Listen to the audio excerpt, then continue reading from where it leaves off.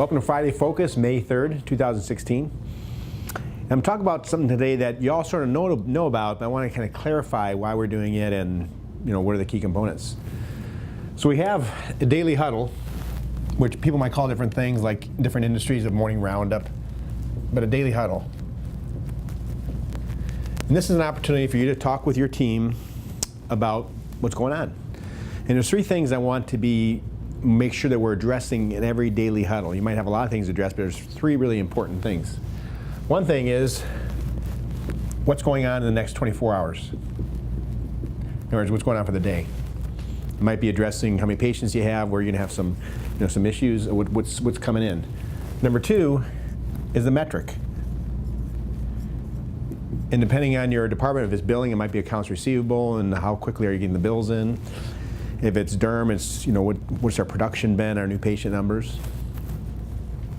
And three is what's in the way.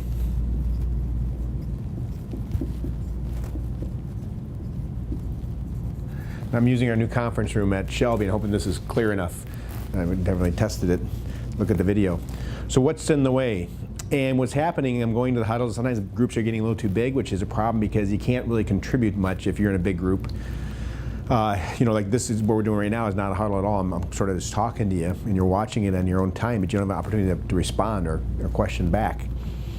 And in a small group of 3 to 5, maybe 3 to 7 people, you have an opportunity to talk equally. So I want you to continuously work on getting your huddle groups down to smaller size. If you get 10 people in your huddle, you need to break it up into different huddles, break it up into different teams.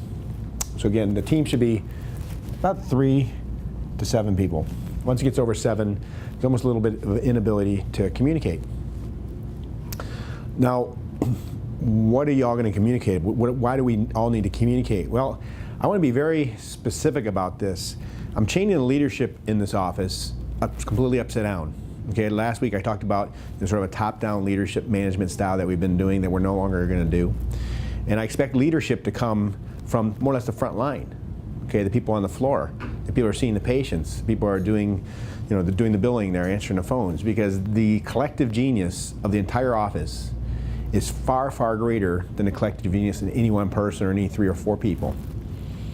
Now at the daily huddle, I want you to identify what you intend to do, to help address any one of these numbers. It might be that you intend to, I was talking with the dermatology department last week, and Jen said she intended to talk to everybody about vitamin C and retinol, all our patients, so she could improve her product sales. She's thinking, well, I think I could do better on product sales, and I'll just try to sell it. And then she thought, well, I'm going to just tell everybody, do you have any questions about your skincare, and are you on vitamin C? That's a good intention. That's something that you can carry out, and then you can eventually make that a habit. Somebody else might decide that they're going to let every patient know about Lady Lays. Okay, Nicole's working, she's certainly going to do it, and if we don't tell our patients, they don't know about it. And you might do something like intending to work to shorten in-room time, and how you're going to do that specifically. So an intention should never be, I'm going to try to do my job much better. That's too vague, that's not an intention.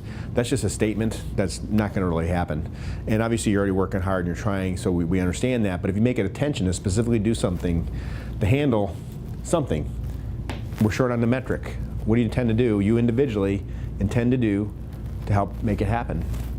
Maybe there's something in the way. It could be the throughput or rooms, who knows what it is. What do you intend to do to help fix it? If you're in an office where you don't have enough rooms, then you should look at shortening the wait times. That way there's more rooms, obviously.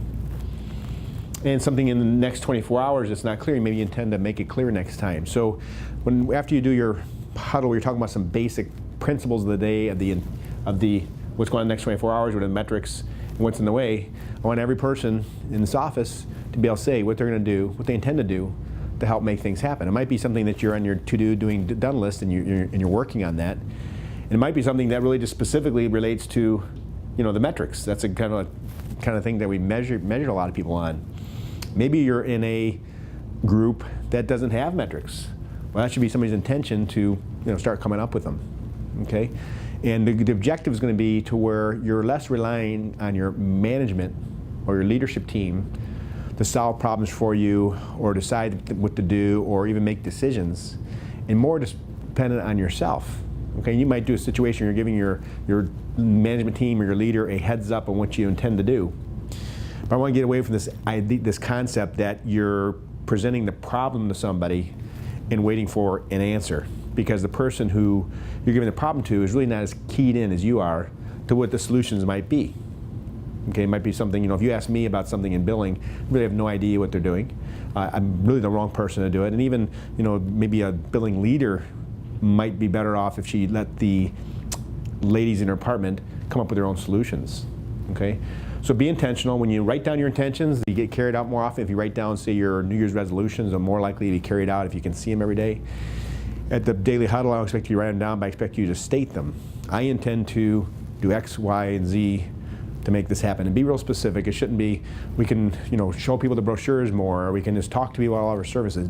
Pick one thing that you can be intentional about, and then carry it out, and then pick another one and carry it out. And if you constantly grow and constantly think and constantly do, you'll just keep growing yourself. Okay, so good luck. That's Friday Focus. Thank you.